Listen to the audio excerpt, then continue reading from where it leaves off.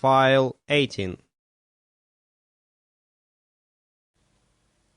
Chapter 9. It was wonderful, the mastery Satan had over time and distance. For him they did not exist. He called them human inventions, and said they were artificialities. We often went to the most distant parts of the globe with him, and stayed weeks and months, and yet were gone only a fraction of a second, as a rule. You could prove it by the clock. One day, when our people were in such awful distress, because the Witch Commission were afraid to proceed against the astrologer and Father Peter's household, or against any, indeed, but the poor and the friendless, they lost patience and took to witch-hunting on their own score, and began to chase a born lady who was known to have the habit of curing people by devilish arts, such as bathing them, washing them, and nourishing them, instead of bleeding them and purging them through the ministrations of a barber-surgeon in the proper way. She came flying down, with the howling and cursing mob after her, and tried to take refuge in the houses, but the doors were shut in her face.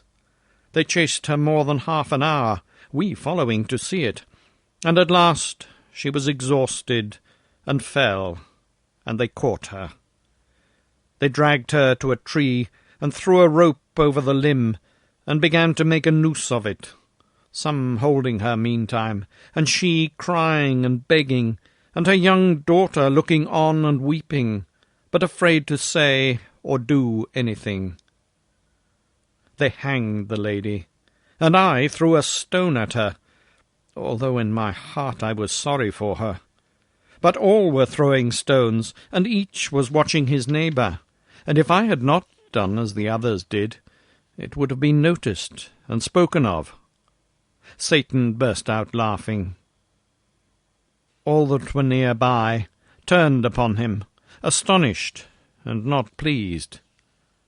It was an ill time to laugh, for his free and scoffing ways and his supernatural music had brought him under suspicion all over the town, and turned many privately against him.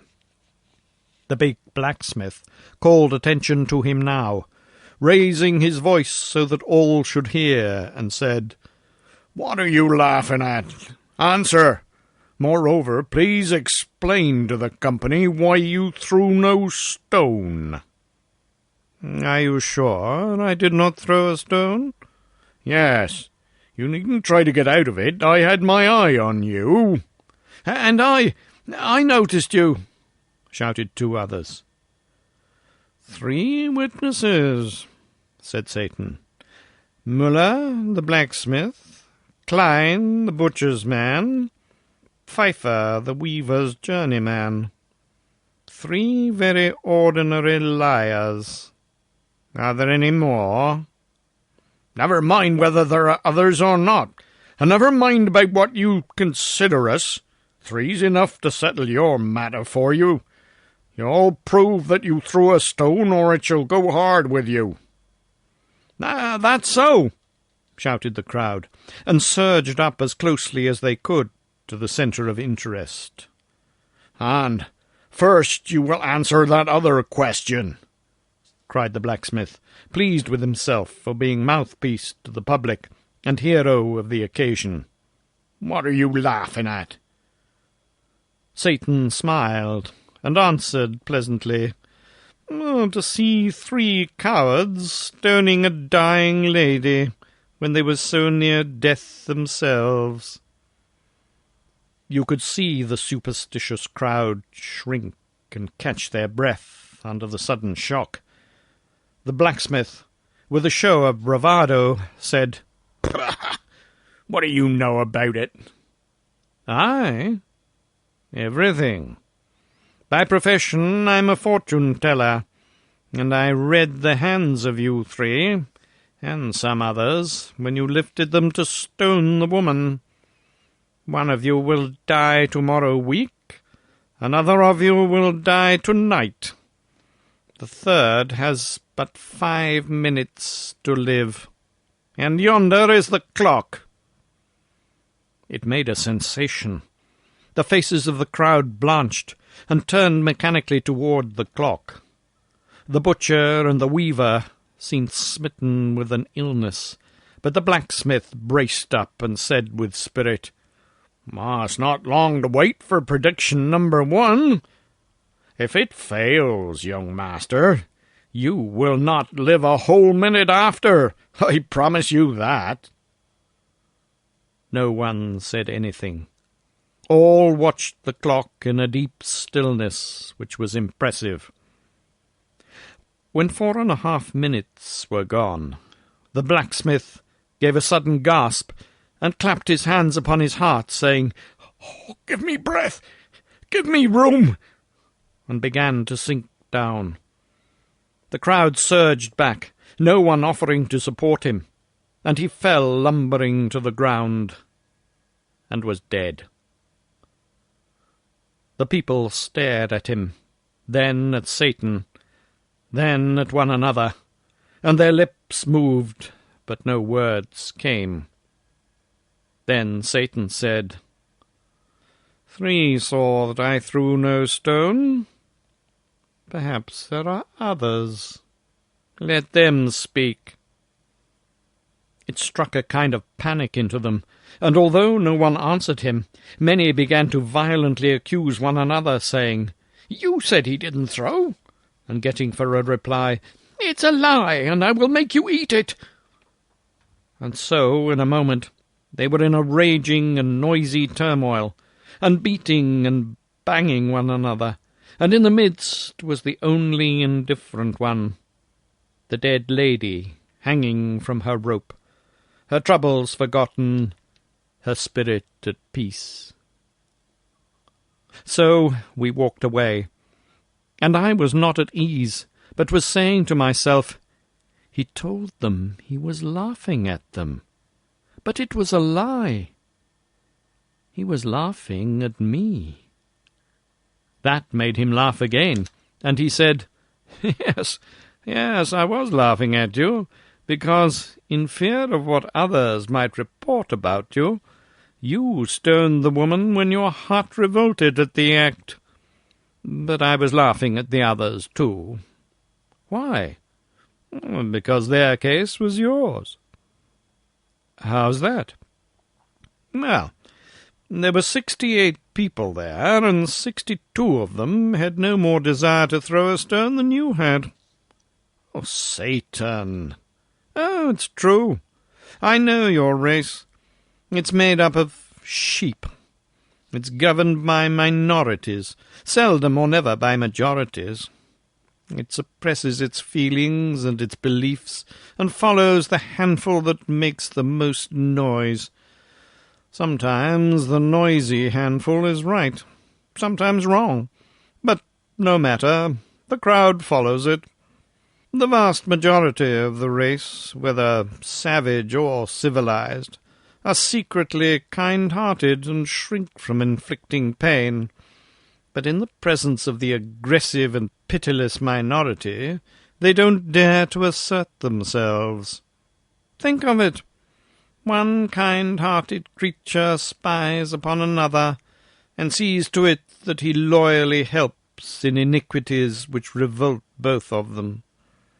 Speaking as an expert, I know that 99 out of 100 of your race were strongly against the killing of witches when that foolishness was first agitated by a handful of pious lunatics in the long ago. And I know that even today, after ages of transmitted prejudice and silly teaching, only 1 person in 20 puts any real heart into the harrying of a witch. And yet apparently everybody hates witches and wants them killed. Some day a handful will rise up upon the other side and make the most noise. Perhaps even a single daring man with a big voice, a determined front, will do it.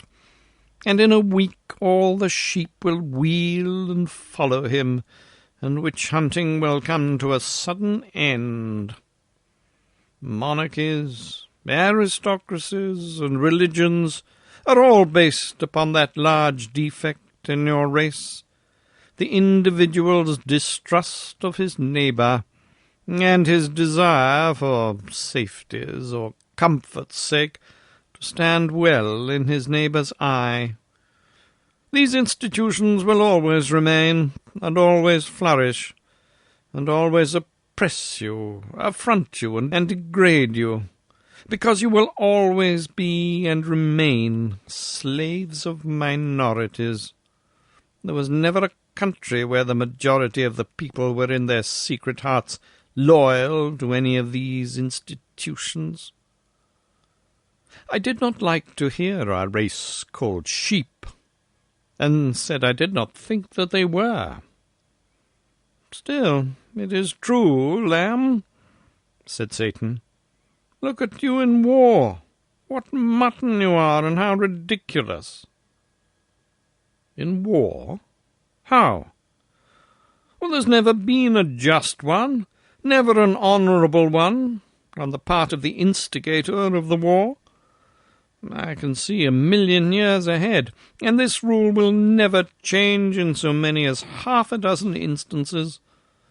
The loud little handful, as usual, will shout for the war. The pulpit will warily and cautiously object at first. The great big dull bulk of the nations will rub its sleepy eyes and try to make out why there should be a war, and will say earnestly and indignantly, "It is unjust and dishonourable, and there is no necessity for it." Then the handful will shout louder. A few fair men on the other side will argue and reason against the war with speech and pen, and at first will have a hearing and be applauded, but it won't last long. Those others will outshout them, and presently the anti-war audiences will thin out and lose popularity. Before long you'll see this curious thing. The speakers stoned from the platform, and free speech strangled by hordes of furious men who in their secret hearts are still at one with those stoned speakers, as earlier, but do not dare to say so. And now the whole nation, pulpit and all, will take up the war cry and shout itself hoarse, and mob any honest man who ventures to open his mouth, and presently such mouths will cease to open. Next the statesmen will invent cheap lies, putting the blame upon the nation that is attacked, and every man will be glad of those conscience-soothing falsities, and will diligently study them, and refuse to examine any refutations of them, and thus he will, by and by, convince himself that the war is just, and will thank God for the better sleep he enjoys after this process of grotesque